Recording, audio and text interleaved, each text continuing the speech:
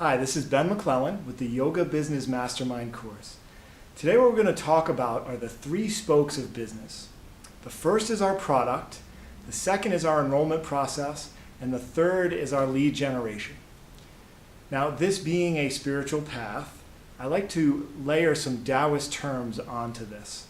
So Jing, which is form, we're going to look at as product.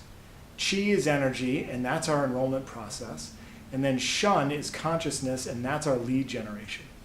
So first, let's go to Jing, our product. Now, we keep the product strong and growing, expanding, getting better by going to continuing education. So we go to workshops, seminars, retreats, intensives, anything that we can to enhance our knowledge and to plug in. And that goes for us as studio owners, directors, and our staff. Right? We want to encourage staff to do that as well. Also, I love having a mentor. So I'm going to encourage my staff to do that as well. Someone who can hold you accountable, who can help you when you're having struggles, and who has been through the process before you. All right? So they're going through their own process, but they are a little bit ahead of you in the game. And that's great. Have a mentor. The other thing we can do is audit classes. Right? So we want to make sure that, again, the product is going well, it's strong. So audit your classes or have a trusted staff member do it. But even better if the studio owner does it. All right, now we're going to jump down to Shun, which is our lead generation. There are many aspects to this part of the business. So the first we're going to look at is our location. How's your signage? Do you have a sign that's clear and visible? And what does it say? Does it just have the business name? And is that enough information? Does it tell people what you do? Then do you have a secondary sign, a sandwich board, perhaps a banner, that is some kind of introductory offer, inviting people to come into your business, call you, to email you, whatever it is. So if possible, we have a secondary sign, inviting people in. All right, now, if we look at the internet, which is the second biggest place people find us, we're going to look at Google. So how are we ranking on Google? Are we first, second, or third? And if we're lower than that, we've really got to put some energy into bringing our page up there in the search engine. So we can look at our keywords on our website. We could add YouTube videos to our website. We could even add a Google Plus page. Right? So anything we can do to strengthen our ranking there in the organic searches. Now, Google also has Google AdWords, which is a great place to spend some marketing dollars. Now, in that AdWord ad, have an offer, again, inviting people to click on it. And what's key is that they're not just going to your home page when they click on there, they're going to a capture page, because really what we want to do is capture people's information so we can invite them in either for a consultation or for a trial class. Then we're going to look at how much we're spending on Google AdWords. So let's say we budget $100 for a month, and we get 3 people in the door from that who buy the beginner special, and it's $50 for each person. So that $100 initially creates $150 in revenue. Great, I'm going to keep doing that. Now, it may not just be $150 in revenue, because if those clients stay or participate in other programs, that's creating more revenue from that initial investment that you made. So really watching and tracking that if we spend $100, we're getting $100 or more back over time. Now we can look at a site like Yelp as well. So on Yelp, it's a third-party site, and it allows people to review our business. So it's really nice in that there's a little more credibility when someone goes onto Yelp and gives us a review, as opposed to us as owners posting a review or a testimonial on our website. So use Yelp. Encourage your clients to go there and put reviews up for you. It's a really wonderful tool, and it's free. Now, another avenue we're going to look at is referrals. So simply, again, asking your clients, hey, do you have any friends or family members that could benefit from what we offer here?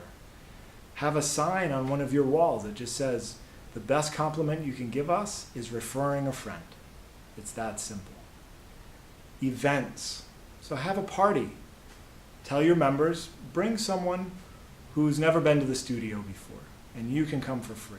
And you do a mini workshop, a lecture, some movement, of course, and have an introductory offer for those new people so that you can capture them. Now, the last piece we're going to look at is group buying sites. Groupon and Living Social tend to be the most popular. And we want any offer that we put on there to mirror our business model. So if we're a membership-based studio, I'd recommend doing a 1-month unlimited. And that then starts to train the client in your system versus doing a 10-class card if you're a membership-based studio. It just doesn't match up so well. 10-class card may sell more, so if your intent is just to create more revenue and not grow your community base, you could certainly go that route. But just understand when you're doing this tactically, the why behind it. Is it just to create revenue, or do I want to build more long-standing membership? Now, another key piece to the Groupon and Living Social offer is that you have an upgrade offer when they come in. So what do I mean by that? Well, on their registration form, what we do is just have a little box that says you can upgrade to a 3-month membership in your first week of classes for $119. So that's a pretty significant discount. But what that does is take them from being in the studio for 1 month to 3 months. Thus, they're more likely to get results, and then they're more likely to stay for even longer. So those are really the lead generation pieces to the business. Let's now go to Chi and enrollment. There's 4 parts to enrollment. The first is to connect with the client. The second is to diagnose. Third is to prescribe. And fourth is to follow up. So this plays out all the time, really. It's an ongoing process. But when they first come in, the connection is just saying, "Hi, I'm so-and-so," and introducing yourself. Learning about them. Do they have a history practicing yoga or whatever it is that you offer? And do they have any injuries? How did they find you?